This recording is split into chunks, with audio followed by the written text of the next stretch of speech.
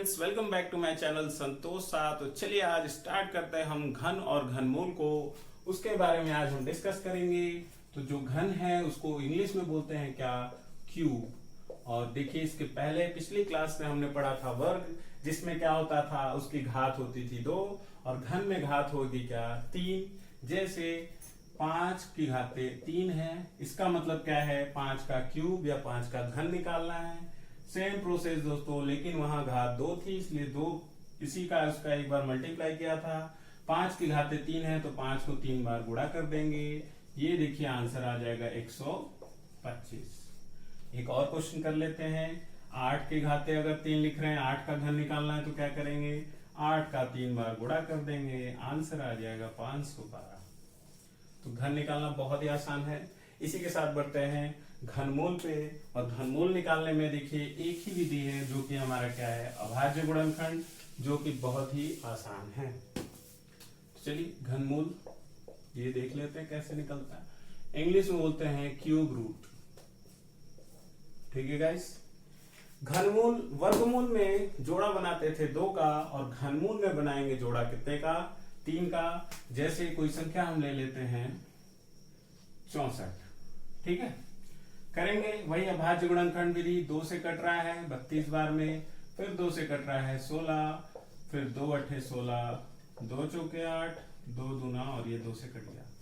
ये देखिए हमने कर दिया अभाज्य गुणनखंड। और मैंने क्या बताया, घनमूल में जोड़ा कितने का बनेगा, 3 का। ये देखिए पहला जोड़ा और ये दूसरा, इससे निकलेगा 1 बार 2 और इससे निकलेगा 1 बार 2, और दोनों का क्या कर देंगे, गुणा। आंसर आ गया कितना, 2 दूना 4। मतलब हम कह सकते हैं कि 4 का घन जो है वो 64 है, और 64 का घनमूल क्या है, 4। ठीक है गाइस, ये हो जाएगा इसका आंसर।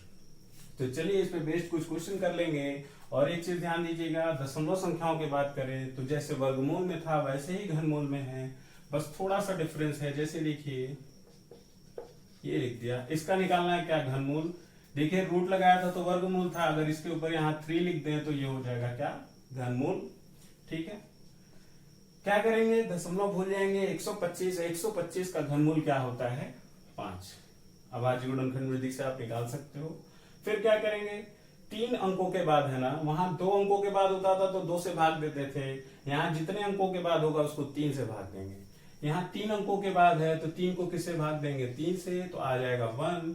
मतलब 1 अंक के बाद दशमलव लगा देना है। ये हो गया इसका आंसर। बहुत ही आसान है दोस्तों। इसी के साथ कुछ और क्वेश्चन को हम ट्राई करते हैं। तो चलिए गाइस, आपके सामने पेश है घनमूल के 2 क्वेश्चन, जो कि बहुत ही इंपॉर्टेंट है। और देखिए कैसे सॉल्व करेंगे। यहाँ पे भिन्नों का घनमूल निकालना है। इसका मैंने बताया है, रूट के ऊपर अगर 3 लिखा है मतलब क्यूब रूट, अर्थात घनमूल निकालना है। तो चलिए पहले मिश्रित भिन्न में इसको चेंज कर लेते हैं। अभी क्यूब रूट लगा रहेगा। इसको सॉल्व करते हैं। 125 में अगर आपका 4 का मल्टीप्लाई होगा तो वो आएगा आपका 500, और 500 में 12 ऐड किए तो आया 512। 512 बटे क्या हो गया, 125। मतलब अब आपको देखिए कितना आसान हो गया। अब अंश का वर्ग घनमूल निकालेंगे, फिर हर का। तो अंश का घनमूल निकालेंगे 512 को। अगर आप इस तरीके से प्राइम फैक्टराइजेशन अभाज्य गुणनखंड विधि द्वारा निकालोगे तो 512 का घनमूल आएगा 8, और 125 का घनमूल क्या होता है, 5। ये हो गया इसका आंसर। इसी के साथ बढ़ते हैं दूसरे क्वेश्चन पे, जो कि हमारा दशमलव संख्याओं का घनमूल। अभी मैंने बताया कि 0.125। अब आप ये देखिए कि 125 का घनमूल क्या होता है, 5। और यहाँ 3 अंकों के बाद है तो 3 अंकों को 3 से भाग दे देंगे तो आएगा 1। 1 अंक के बाद लगा दिया क्या, दशमलव। आते हैं इस पे। 8 का घनमूल होता है 2। 3 अंकों के बाद है तो 3 से भाग दे दिया तो आ गया 1। 1 डिजिट के बाद लगा देंगे डेसिमल, आ गया हमारा 0.2। और दोनों में 0.5 में से घटाना है 0.2 को, जिसका आंसर आएगा 0.3। ये हो गया इसका आंसर। तो ठीक है गाइज, इसी के साथ हम नेक्स्ट चैप्टर पे बढ़ेंगे। तो चलिए गाइज, आज की इस क्लास में बस इतना ही रहेगा।